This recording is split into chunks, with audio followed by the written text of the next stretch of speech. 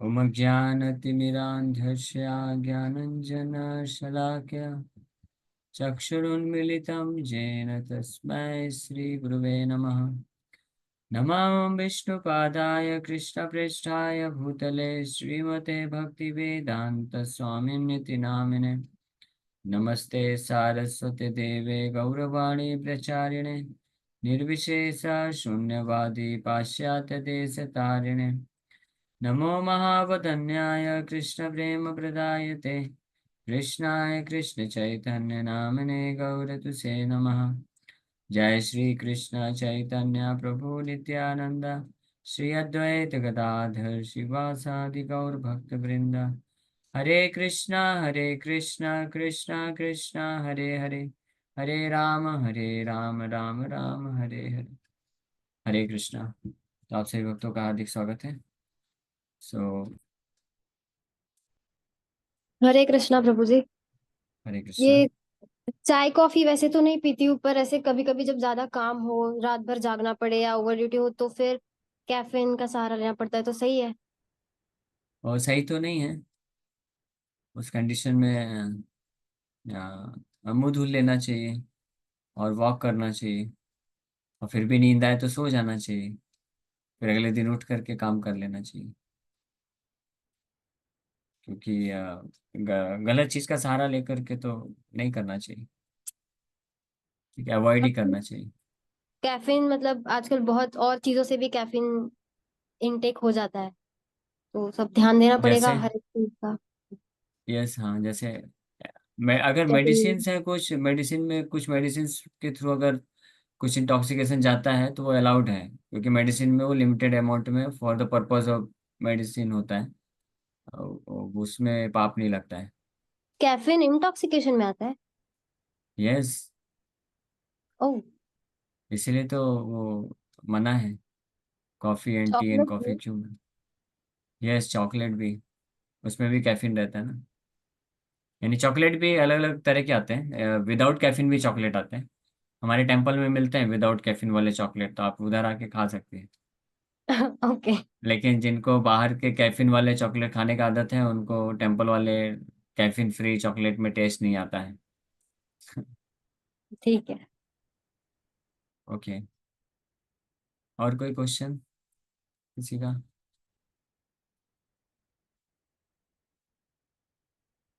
प्रभु जी, भक्ति में ये बताया गया है कि धैर्य को बनाए रखें भगवान को पाने के लिए। तो हाँ, मतलब जब यस। तक हम लास्ट स्टेज तक पहुंच नहीं जाते तब तक भगवान का इंतजार करते रहें। कब भगवान से मिलेंगे, कब भगवान तक पहुंच पाएंगे। से भक्ति करते रहें धीरे धीरे। हाँ, यस, धीरे धीरे नहीं, धीरे धीरे करेंगे तो बहुत जन्म लग जाएंगे। तीव्रता से, तीव्रेण भक्ति योगेन। ठीक है। तो धैर्य इसलिए बहुत महत्वपूर्ण है। उत्साह, निश्चय, धैर्य, ये तीन चीज बताया गया है। छह चीजें हैं वैसे तो भक्ति ये नेक्टर ऑफ इंस्ट्रक्शन में रूप गोस्वामी बताते हैं। उत्साह, निश्चय, धैर्य, तत्त कर्म प्रवर्तनात् संगत्यागात् सतो वृत्ते षड्भिर्भक्ति प्रसीदति। ये छह चीजें बताई गई हैं। अच्छा, स्वरंगी माता जी का जो प्रश्न था उसके उत्तर में भी ये श्लोक महत्वपूर्ण है। तो आप दोनों का उत्तर मिल जाएगा इसमें। तो इसके जो पहले तीन एलिमेंट है, उत्साह, निश्चय, धैर्य, तो ये छह चीजें करने से भक्ति प्रसिद्ध होती है, यानी भक्ति बढ़ती है, रूप गोस्वामी बताते हैं। और छह चीजें हैं जिनको करने से भक्ति नष्ट होती है। वो क्या क्या है? अत्याहार प्रयासश्च प्रजल्पो नियम आग्रह जनसंगस्य लौल्यम च षड्भिर्भक्ति विनश्यति। तो छह चीजें करने से भक्ति नष्ट हो जाती है, और छह चीजें करने से भक्ति बढ़ती है। हाँ। तो वो छह चीजें क्या करने से भक्ति बढ़ती है? उत्साह है, वन शुड बी इंथुसियास्टिक, उत्साहित होना चाहिए। यानी उत्साह मतलब तीव्रेण भक्ति, ज्यादा से ज्यादा नाम जप, ज्यादा से ज्यादा कथा श्रवण, ज्यादा से ज्यादा कृष्ण का सेवा, ज्यादा से ज्यादा भगवान का दर्शन, भक्तों का संग करना, ये उत्साह का लक्षण है। इस प्रकार का उत्साह होना चाहिए। निश्चयात मतलब डिटर्मिनेशन के साथ, क्योंकि उत्साह तो दिखाएगा कोई, लेकिन उत्साह के बाद भी क्या होगा कि जो डिजायर्ड रिजल्ट है वो कभी कभी नहीं प्राप्त हो पाता है। कभी कभी फिर भी मन विचलित होता है, मन में पाप वृत्तियां आती आ सकती हैं, या उतार चढ़ाव हो सकता है। कभी जैसे हेल्थ डाउन हो जाता है, तो उतना फिर नहीं कर पाते साधनाएं भक्ति। तो निश्चयात मतलब बी डिटरमाइंड, कि कोई दिक्कत नहीं, अभी फिर से वापस से उठेंगे, वापस से खड़े हो जाना, इसको बोलते हैं डिटर्मिनेशन या निश्चयात बोला जाता है। कि बार बार गिरने के बाद भी फिर से खड़े होना, हाँ, निश्चयात इसको बोलते हैं। और धैर्यात मतलब कि अगर परिणाम मिलने में समय लग रहा है तो भी धैर्य को ना खोना, यानी तो भी कंसिस्टेंसी बनाए रखना, फिर भी करते जाना, उसको धैर्य बोलते हैं। तत्त कर्म प्रवर्तनात् मतलब कि भगवान कृष्ण का सेवा या भक्ति, जो महान आचार्य शुद्ध भक्तों ने जिस प्रकार से मार्गदर्शन दिया है उनके मार्गदर्शन को पालन करते हुए करना। तत्त कर्म प्रवर्तनात् संग त्यागात, संग को त्याग देना चाहिए। संग मतलब आसक्ति, भौतिक जगत का संग या जन संग को त्याग देना चाहिए। मटेरियलिस्टिक लोगों का जो एसोसिएशन है, भौतिकवादी लोगों का एसोसिएशन को त्याग देना चाहिए। संग त्यागात सतो वृत्ते। और जो सुरंगी माता जो पूछ रही थी कि सतो वृत्ते मतलब one's profession should be pure, यानी किसी भी प्रकार के पाप का आश्रय नहीं लेना चाहिए अपने भौतिक कार्य को करने के लिए। भले ही कुछ ईमानदारी से करने में या शतोवृत्ति मतलब पवित्र तरीके से करने में सफलता भौतिक रूप से भले ही कम मिले, लेकिन फिर भी पाप का आश्रय नहीं ले सकते हैं। तो पाप के आश्रय लेने से फिर सतोवृत्ति का प्रिंसिपल टूट जाएगा, भक्ति में हम विचलित हो जाएंगे। ओके, तो ये 6 चीजें करने से भक्ति में हम लोग बढ़ते आगे। 6 चीजें अवॉइड करना भी जरूरी है जिससे भक्ति नष्ट होती है। अत्याहार, अत्याहार मतलब कलेक्टिंग मोर देन नेसेसरी, जरूरत से ज्यादा पैसा कमाना, जरूरत से ज्यादा संग्रह, वस्तुओं को संग्रह करना, ये सब करने के लिए करना। हाँ, मतलब जरूरत से ज्यादा पैसा हो सकता है किसी के पास, लेकिन उसको फिर जो जरूरत से ज्यादा है उसको फिर भगवान की सेवा में लगा देना चाहिए, वैष्णव और भगवान की सेवा में लगा देना चाहिए। जरूरत से ज्यादा चीजें हैं तो भगवान और वैष्णव की सेवा में लगा, इकट्ठा करके रख नहीं लेना चाहिए अपने पास। हमारे आश्रम में ऐसे कई भक्त हैं, सीनियर भक्त हैं। तो वो सीनियर भक्त प्रचार प्रसार करते हैं, तो कई लोग होते हैं कुछ ना कुछ देते रहते हैं उनको, रोज ही आपके लिए। तो मैं देखा हूँ ऐसे कई भक्त हैं। तो जब भी वो प्रचार के लिए बाहर जाते हैं, वापस आते हैं, बहुत सारे भक्त लोग कुछ कुछ गिफ्ट दे देते हैं उनको। तो वो तुरंत आकर के मीटिंग करते हैं और सारे ब्रह्मचारी को बुला लेते हैं, पूछते हैं कि आपको क्या जरूरत है, मेरे पास ये देखो किसी ने वॉच दिया है। बोला हाँ प्रभु जी, मेरे को जरूरत है, मेरा वॉच खराब हो गया है, तो उसको दे देते इमीडिएटली। किसी को, मेरे को तो प्राय वो क्या बोलते हैं, ये लोग खाने पीने वाला चीज देते हैं, ये आपके लिए डेट्स ले लो, ड्राई फ्रूट्स ले लो। तो मेरे को देते हैं तो कृपा है, तो मैं स्वीकार कर लेता हूँ, फिर मेरे पास भी एक्सेस हो जाता है, मैं तो खा ही नहीं पाता हूँ, टाइम ही नहीं मिलता, तो मैं भी फिर किसी को दे देता हूँ। यूथ को डिवोटी, हाँ ये लो आपके लिए महाप्रसाद बांट देते हैं। तो ऐसे प्राय ऐसे ही होता है हमारे इधर आश्रम में। एक ही वस्तु को एक भक्त से निकलते निकल के 4 5 6 भक्तों तक पहुंचते पहुंचते जाता है। हाँ, तो मतलब इसको बोलते हैं अत्याहार, मतलब जरूरत से ज्यादा संग्रह नहीं करना चाहिए, ये सोच के कि 10 साल बाद 50 साल बाद ये मेरे को काम आएगा, ऐसा अगर कोई सोचता है तो फिर वो अत्याहार में फंस जाएगा, क्योंकि उसका फिर चेतना उधर रहेगा, एंग्जाइटी उधर रहेगा कि हाँ इसको भी कलेक्ट कर लेता हूँ, ये भी कर लेता हूँ, ये भी। फिर जरूरत से ज्यादा चीज रहेगी तो उसको फिर मेंटेन करके रखना पड़ेगा, टेंशन रहेगा कि इसको कहाँ रखूँ, इसको कहाँ रखूँ, इसको व्यवस्थित करूँ। तो स्पेशली फॉर ब्रह्मचारी से ये बहुत इंपॉर्टेंट है। ब्रह्मचारी मतलब कि अगर बोल दिया आधे घंटे में निकलना है तो उसको इतना एंग्जाइटी नहीं होना चाहिए कि क्या सामान कहाँ से निकालना है, पैकिंग करना है, फटाक से तुरंत रेडी होकर चला जाए। और गृहस्थों के लिए भी जरूरत से ज्यादा संग्रह करना, लेकिन गृहस्थों को तो कुछ चीजें संग्रह तो करके रखना ही पड़ेगा, क्योंकि आगे का भी सोचना पड़ता है। लेकिन बहुत ज्यादा नहीं होना चाहिए। कुछ लोग इतना पैसा कमाना चाहते हैं, उनको बोला अरे भाई आपने बहुत कमा लिया, तो बोलते नहीं मेरे पोतों के लिए मैं कमा रहा हूँ, आपके और आपके बच्चों का हो गया, अभी आपने इतना कमा लिया, पोतों के लिए कमा रहा हूँ, फिर पोतों के लिए कमा रहा हूँ। 6 जनरेशन 7 जनरेशन 10 जनरेशन तक वो बनाते रहते हैं कि इतना प्रॉपर्टी बना के चले जाते हैं कि हमारी 10 पुश्तें खाती रहें। अरे क्या फायदा होगा, आप तो चले गए, कौन देखने वाला है ना।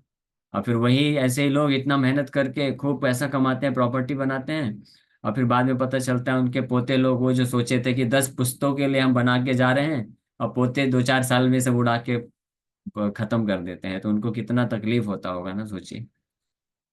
तो इसलिए अत्याहार नहीं, अत्याहार प्रयास, अत्याहार करने के लिए भी बहुत प्रयास, प्रयास मतलब टू मच मटेरियलिस्टिक इंडेवर, बहुत ज्यादा, 8 घंटे 10 घंटे जॉब करना चाहिए। इससे ज्यादा अगर कोई करता है घर गृहस्थी में रहकर भी भौतिक कार्य, तो वो प्रयास में आ जाएगा कि बहुत ज्यादा, टू मच इंडेवर, तो फिर उसका मन जो है स्थिर नहीं रहेगा। वो मन ये 8 10 घंटे से ज्यादा कार्य करेगा, तो वो सोते वक्त भी वही वही चिंतन चलेगा, स्वप्न में भी वही देखेगा, धंधा पैसे कमाना ये कर। ये प्रिंसिपल है, साइंस है। जैसे भक्त लोग हैं जो कृष्ण के लिए 24 घंटे लगे रहते हैं, सुबह से लेकर के रात तक कृष्ण की सेवा करते हैं, प्रचार करते हैं और अन्य प्रकार की सेवा करते हैं, तो रात को वो लोग सोते वक्त भी कृष्ण की सेवा करते हैं। हाँ, तो उन भक्तों का भी मन चंचल रहते हैं, बेचारे सो नहीं पाते हैं रात को। और जो भौतिकवादी व्यक्ति हैं वो भी बेचारे नहीं सो पाते हैं, लेकिन दोनों में अंतर है।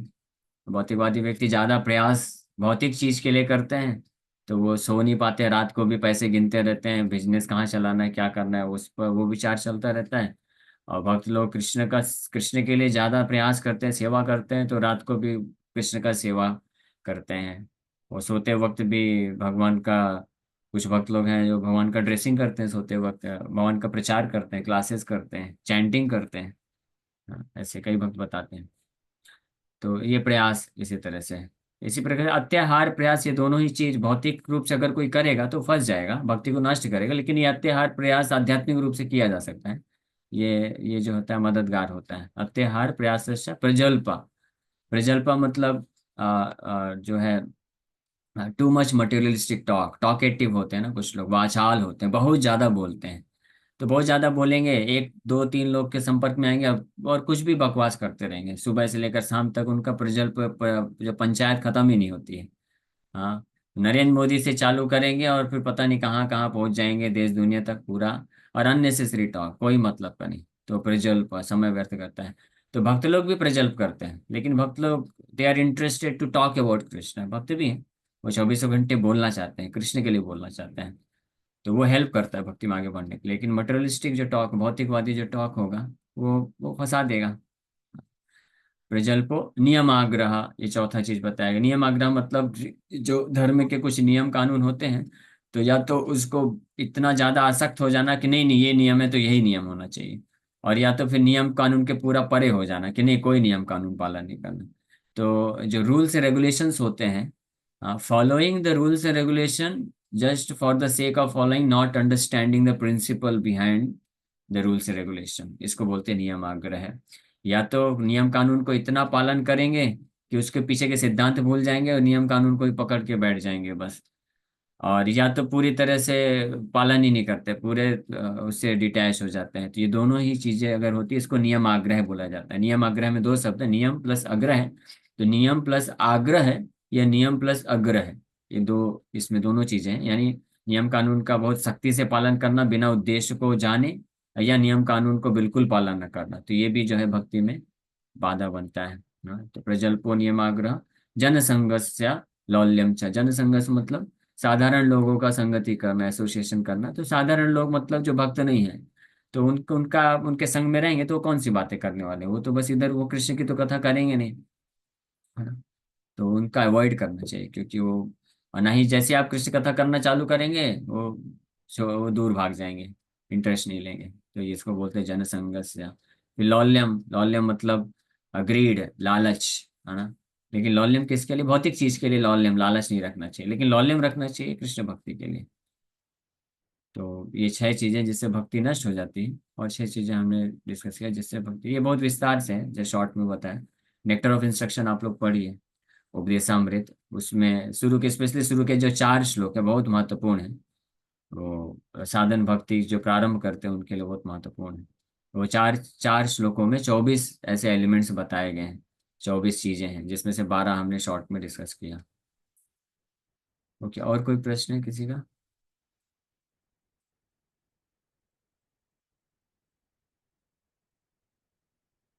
डाइवर्ट होने लगता ओके ओके, समझ गया। तो आपका प्रश्न है कि नाम जप करते हैं तो माइंड इधर उधर बहुत डाइवर्ट होता है, बैकग्राउंड में बहुत सारी चीजें चलती रहती है, फोकस नहीं कर पाते, यही प्रश्न है आपका? क्योंकि है। आपकी जी तरफ से नॉइस, आपकी तरफ से आवाज बहुत आ रहा है। तो क्लियर मुझे समझ में नहीं आ रहा है, जहाँ तक मैं समझा है। तो ट्रेन में था, ट्रेन में उसने बोल रही। अच्छा ठीक है, तो ठीक है मैं उत्तर दे देता हूँ। तो आप इसके लिए आपको नाम जप जो है ना, ऐसे समय पे, ऐसे स्थान पे और ऐसे संग में करना पड़ेगा जहाँ पे वो फेवरेबल हो सिचुएशन। यानी समय मतलब सुबह सुबह जप करिए, इसका मतलब ये नहीं है कि सुबह नहीं कर पाए तो दिन में आप जप मत करिए। दिन में आप करिए, और सुबह जब कंप्लीट करने के बाद भी एक्स्ट्रा दिन में और जप करिए, वो तो हेल्पफुल रहेगा ही। लेकिन सुबह का जो ब्रह्म मुहूर्त का टाइम है उसमें जल्दी उठ करके सुबह जप करना चाहिए, स्नान करके अच्छे से बैठ के, तो चांसेस है कि फोकस होकर आप जप कर सकेंगे। और स्पेशली एसोसिएशन मैटर्स, तो मंदिर में आके जप करिए। हाँ, इसलिए आप तो गोरेगांव में रहते हैं, पास में ही है, कितना बड़ा सौभाग्य है आपका। आप अगर इवनिंग में भी हैं तो मंदिर में आइए, प्रभुपाद क्वार्टर में जप करिए, मॉर्निंग में आ सकते हैं मंदिर में, जप करिए। तो उससे आपको एक हरिनाम क्या होता है वास्तविक थोड़ा आप एक्सपीरियंस कर पाएंगे, वो टच कर पाएंगे, मतलब भगवान के नाम को स्पर्श जब होगा मन और आत्मा का, तो आप थोड़ा, आपको प्रेरणा मिलेगा एक्चुअली। तो फिर प्रिया, लेकिन ये हमेशा संघर्ष चलता ही रहेगा, लेकिन नाम जप करने में प्रयास करने से धीरे धीरे हम अटेंटिव ध्यानपूर्वक जब जब कर पाते हैं। ओके, यस, और कोई प्रश्न है? कि हम जब भी आफ्टर डेथ, जब भी हम जहाँ भी मतलब जिस लोक में आए, तो ईश्वर हमारे हाथों को पकड़ कर रखे, क्योंकि हम, अगर भगवान हमारे हाथों को पकड़ कर रखेंगे तो हम जिस भी परिस्थिति में गिरेंगे तो कम से कम भगवान हमें संभाल लेंगे, ऊपर तक उठा लेंगे। हाँ सही ठीक बात है। है, तो भगवान को हमको ये प्रार्थना करना चाहिए कि हम कैसी भी परिस्थिति में रहे, आपके शरण कमलों में आश्रय में रखिए, आपके शरण कमलों के आश्रय में रखिए। भगवान के चरणों का आश्रय मांगना चाहिए, वो बेस्ट है। सब भक्त लोग भगवान के चरण कमलों का आश्रय मांगते हैं। मैं समझ गया आपका यही भाव, कि हाँ, भगवान चरण हमको कमल के हमेशा। लिए ही मांगते हैं, मतलब चरण कमलों में तो रहते ही हम लोग, उसमें हाँ, ही है भगवान के। अच्छा, हाँ ठीक है। आप ठीक रहते है। हैं लेकिन कई लोग नहीं रहते हैं, तो इसलिए सबको रहना चाहिए, सबको प्रार्थना करना चाहिए भगवान से कि आपके चरण कमलों में आश्रय दीजिए, चरण है। कमलों में रखिए। जी धन्यवाद। हरे कृष्णा। मेरी आवाज आ रही है क्या? हरे कृष्णा। आवाज आ रही है लेकिन कट कट के आ रही है अभी भी। तो एक प्रश्न आया है कि why don't we get immediate results of the karma, whether it is good और बैड। जो भी हम कर्म करते हैं अच्छा या बुरा, उसका तुरंत इसलिए रिएक्शन क्यों घर नहीं के मिलता बाहर है? है। हाँ, हाँ, तो ये प्रश्न है कि हमारे हमारे कर्मों का, अच्छे या बुरे कर्मों का तुरंत हमको फल क्यों नहीं मिलता है? तो तुरंत फल इसलिए नहीं मिलता है क्योंकि तुरंत फल प्राप्त करने के हम या तो उस समय योग्य नहीं हैं, और या तो वो समय उचित नहीं है वो तुरंत फल देने के लिए, है ना? और दूसरा, तीसरा रीजन है कि भगवान हमको मौका देना चाहते हैं रेक्टिफाई करने का, तो इसलिए तुरंत फल नहीं देते हैं। अगर कोई, हो सकता है कि जो बहुत बहुत भयानक पाप किया है, किसी ने बहुत भयानक पाप कर दिया, अब भगवान अगर ये नियम बना देंगे ठीक है जो जैसे पाप करेगा उसको तुरंत फल दे दो, तो तुरंत फल मतलब जाओ भाई, तुरंत ये शरीर छोड़ो और नरक में करोड़ों वर्षों के लिए चले जाओ। तो लेकिन भगवान नहीं, भगवान मौका देते हैं। ऐसे कितने ही भक्त हैं जो अपने जीवन में ऐसे इतने भयानक पाप किए रहते हैं, लेकिन भक्ति के संपर्क में आने से जब समझ जाते हैं, और ओ माय गॉड इतना पाप मैंने कर दिया, तो तुरंत भगवान के पास आकर के क्षमा याचना करते हैं और फिर सुधर जाते हैं और भक्ति करना प्रारंभ कर देते हैं। तो जब सुधर जाते हैं, सुधार आ जाता है, तो भगवान उनके जो भी पाप, भयानक पाप किए रहते हैं, तो या तो उसको पूरी तरह से नलीफाई कर देते हैं, अगर कोई पूरी तरह से समर्पण कर देता है, या जितनी डिग्री में समर्पण करता है उतना भगवान नलीफाई कर देते हैं या कम कर देते हैं। हाँ? तो इसलिए भी ये बहुत कृपा है, भगवान की विशेष कृपा है कि हमारे सारे कर्मों का फल तुरंत नहीं देते हैं भगवान। तो इसके कई कारण हैं, एक कुछ कारण मैं बताया कि या तो हम योग्य नहीं हैं, या उचित समय नहीं है, और या भगवान का तीसरा जो सबसे महत्वपूर्ण है कि भगवान कृपा करना चाहते हैं, भगवान देखना चाहते हैं कि ये सुधर सकता है, तो इसलिए इसको नहीं देना चाहिए। ठीक है, ओके। यस मामा जी, अभी बोलिए, शायद आपका अभी आवाज आए। हरे कृष्णा। हरे कृष्णा। आए आवाज अब? हाँ आ रही है। मेरा सवाल ये था कि आज मैं सवाल तो सब जवाब मिल जाते हैं सवाल करने के लिए, लेकिन कबीरा में था तो ऐसे चर्चा चल रही थी भगवान कृष्ण के ऊपर, एक आदमी बोलते हैं कि भगवान कुछ 1600 रानियां थी, 1600 नहीं थी, 16,108 रानियां थी। बोले जब भगवान मनुष्य अवतार में आए थे तो 16,108 विवाह क्यों किए? हमने उनको बताया कि भाई मनुष्य अवतार में आए थे, लेकिन भगवान कितनी लीला है। 5 माह में पूतना वध किए, 11 वर्ष के 11 साल की आयु में कंस का वध किया, 7 साल की आयु में गोवर्धन पर्वत को उठाए। तो तब तो सबको मालूम है भगवान है वो, इतने तो भगवान ही कर सकते थे, लीलाएं दिखाए। उसके बाद भी आप बोलते हो भगवान आए मनुष्य रूप में गौर है, तो इनको कैसे कन्वर्स किया जाए? तो इसका एक्चुअली कन्विंस क्या करना, ऐसे ही प्रश्न पूछा था एक बार his holiness Radha Govind Swami Maharaj London में प्रवचन कर रहे थे कृष्ण कथा। तो उसमें किसी पंजाबी एक स्त्री थी, तो ऐसा प्रश्न पूछी, और उनका पति भी था। तो ऐसे कुछ प्रश्न ऐसे कर दिए महाराज को। महाराज बहुत गुस्सा हो गए और महाराज बोले कि आपको क्या समस्या है, आपकी पत्नी को तो नहीं रखे ना भगवान। तो ऐसे ही कुछ लोग ईर्ष्या के कारण ऐसे प्रश्न पूछ देते हैं कि 16,000 क्यों कर दिए, तो आपको क्या समस्या है? आपकी आपकी तो जो बेटी या पत्नी या बहू को तो नहीं लेके गए ना, बल्कि आप जो है चोर हो। सारे सृष्टि में हर जीवात्मा भगवान का है, सारी पत्नियां भगवान की पत्नियां हैं, आप लेकर के बैठे हुए हो। आप ये क्यों नहीं बोलते हो? तो इसलिए ये इस संसार में ईर्ष्या के भाव रखने वाले कुछ लोग होते हैं जो ईर्ष्या मतलब वो खुद जो है इस संसार में जो लोग इंद्र तृप्ति नहीं कर पाते, विफल हो जाते हैं।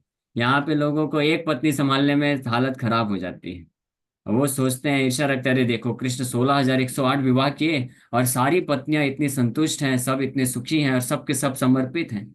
सारी सारी की सारी 16,108 रानियां कृष्ण को कभी कंप्लेन नहीं करती थी, कृष्ण की दासी बन करके उनका तत्परता से सेवा करती थी। जबकि एक एक रानी के पास हजारों हजारों दासियां होती थी, लेकिन कोई भी रानी कृष्ण का पर्सनल सेवा किसी को नहीं करने देती थी, खुद करते थे।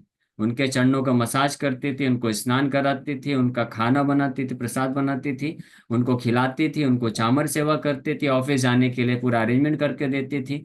वापस आते थे तो अच्छे से प्रेम से बैठा करके बात करती थी। तो ये सब क्यों करती थी? क्योंकि कृष्ण इतने गुणी हैं, कृष्ण के पास इतने अद्भुत गुण हैं कि सब वो सबको आकर्षित कर लेते हैं, सबको संतुष्ट करने की शक्ति रखते हैं भगवान।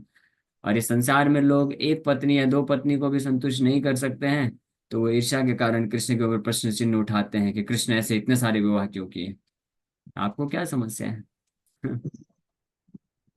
खैर ठीक है ये तो, लेकिन हमको उनको प्रेम से बोलना चाहिए, समझाना चाहिए, उनको समझाना चाहिए कि देखिए आप हम भगवान को अपने से तुलना नहीं कर सकते हैं। भगवान कोई साधारण मनुष्य नहीं है, वो परम भगवान है। और जितनी भी रानियां हैं वो कोई साधारण स्त्रियां नहीं है, वो सब की सब लक्ष्मी है, वो भगवान की नित्य अर्धांगिनी है। हाँ, और जो भगवान का अपनी रानियों के साथ संबंध है, इस भौतिक संसार के पति पत्नी के जैसा संबंध नहीं होता है, वो प्रेममय सेवा का संबंध होता है। ऐसे समझाना चाहिए। ठीक है, खैर दोस्तों तो एनीवे। ऐसे आदमियों से बात नहीं करते, क्योंकि मैं जानता हूँ हमारे पड़ोसी हैं वो सब वहाँ रीवा में, तो मैं जानता हाँ हूँ तो वो ठीक है। नास्तिक तरह के आदमी भगवान को नहीं हाँ मानते, तो ऐसे हमारे हाँ तो नेग्लेक्ट है हैं फिर। शर्मा